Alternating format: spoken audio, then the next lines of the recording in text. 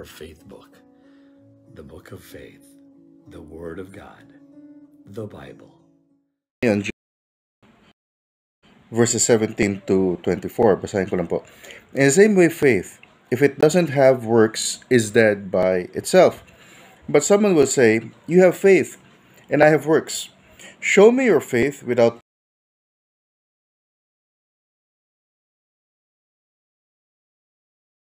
demons believe, and they shudder. Senseless person, are you willing to learn that faith without works is useless? Wasn't Abraham our father justified Isaac, his son, on the altar? You see that faith was active together with his works, and by works faith was made complete. And the scripture was fulfilled that says, Abraham believed God, and it was credited to him as righteousness, and he was called God's friend.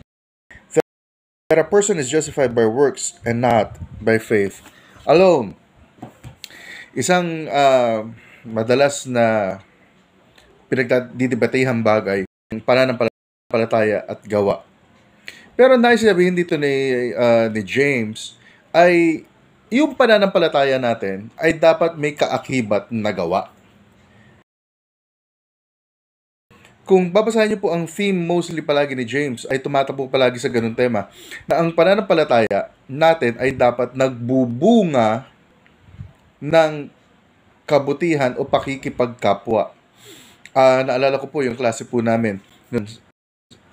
Tinanong ko yung professor ko. Sabi ko, ano ang proof, no, na talagang totoo sila na kumikilos ayon sa Ron? Sabi niya, ang paggawa. Sa atin mga kapatid, yung pakikipagkapwa natin, yung tulong natin sa kapwa, yung pakikiisa natin sa kanilang pinagdadaanan, it can be considered as our works. O yung pagiging mapagbigay mo rin. Pastor, may pangangailangan din ako . Yes, and God does not discredit that. Oo, may pangangailangan tayo, pero kahit may pangangailangan tayo, iniisip mo ba rin yung pangangailangan ng iba? At kung ano man yung kaya mong ibigay o ipadama sa kanya, yun yung binibigay at pinapadama mo. Yun yung main bottom line na sinasabi dito sa bagay na ito, no, na binasa natin kanina. Kasi kung, sige, may pananampalataya ka, given. Nabautismohan ka, given. Pero kung hindi makita sa buhay natin, na pinagmamalaki natin mananampalataya tayo, pero kung hindi nagkakaroon ng outward, sabi nga sa mga taga-Roma, ito ay parang mula sa loob, lumalabas. It comes out. Yung pananampalataya natin. Ganun dapat siya. Pananampalataya nagpapakilos sa atin. And my favorite verse in James na sinabi niya na ang tunay na religion o true and undefiled religion is what? Visiting the sick. Comforting the widow.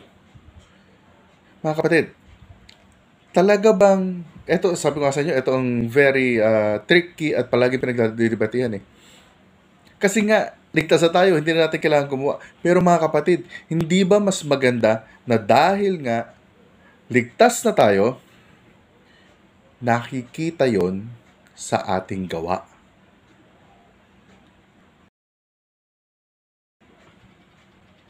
Di ba ganda nun? Isang pananampalatayang kumikilos. And remember, Jesus, mga disciples to have faith at yung assurance salvation. Sabi niya, nung ba akong nagugutom, pinakain niyo ako? Nung ako ba ay nauuhaw, pinainom niyo ako? Panginoon, hindi ka naman namin nakikita na nauuhaw ka o Least that we can do to our brethren, malaki sa Panginoon. Lalo na sa panahon ngayon, mga kapatid, na ang tao nakatingin sa ating mga ginagawa at kinikilos. They would know our faith if we really show them through our genuine compassion and concern sa buhay nila.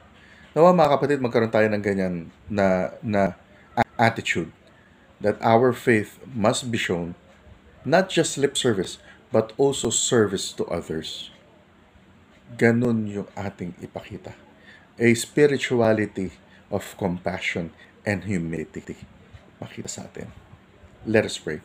Heavenly Father, I pray for each other and for each one of us na tunay yung puso namin mabuksan, na hindi lang manatili sa puso namin ikaw, kung hindi tunay may maipakita namin kung sino ka sa buhay namin.